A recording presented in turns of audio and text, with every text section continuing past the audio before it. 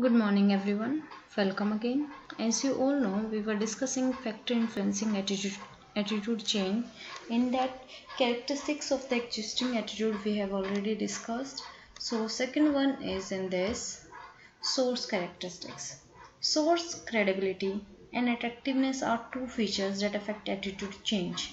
Attitudes are more likely to change when the message comes from a highly credible source rather than from a low credible source. For example, adults who are planning to buy a laptop are more convinced by a computer engineer who points out the special feature of a particular brand of laptop than they would be by a school child who might give the same information. But if the buyer are themselves school children, they may be convinced more by another school child advertising a laptop than they would be by a professional giving the same information.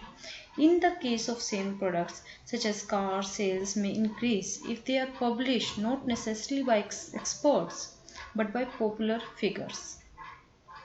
So this is source characteristics. Next one is message characteristic. The message is the information that is presented in order to bring about an attitude change. Attitudes will change when the amount of information that is given about the topic is just enough, neither too much or knowledge too little. Whether the message contains a rational or emotional appeal also makes a difference. For example, an advertisement for cooking food in a pressure cooker may point out that this saves fuel such as cooking gas (LPG) and is economical. Rational appeal. Alternatively, the advertisement may say that pressure cooking preserves nutrition. That if one cares for the family, nutrition would be major concern. Emotional appeal.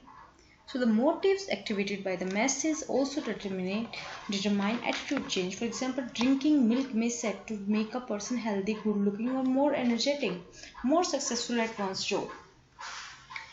And finally, the mode of spreading messages play a significant role. Here is example of cooking gas as I already discussed, and face-to-face transmission of message is usually more effective than indirect transmission, as for instance through letters and pamphlets or even through mass media.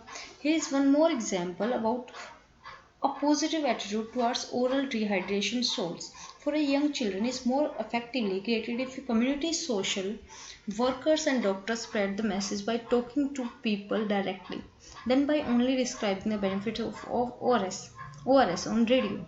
These days, transmission through visual media such as television and internet are similar to face-to-face interaction but not a substitute for the latter. Next and third one is our target characteristics. The target characteristics qualities of the target such as persuasibility, strong prejudices, self-esteem and intelligence influence the likelihood and extend the attitude change. People who have more open, flexible personality change more easily. Advertisers benefits most from such people. People with strong prejudices are less prone to any attitude change than those who do not hold strong prejudices. Persons who have a low self-esteem do not have sufficient confidence in themselves.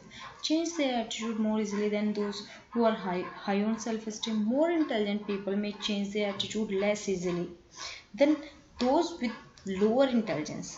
However, sometimes more intelligent persons change their attitude more willingly than less intelligent ones because they base their attitude on more information and thinking.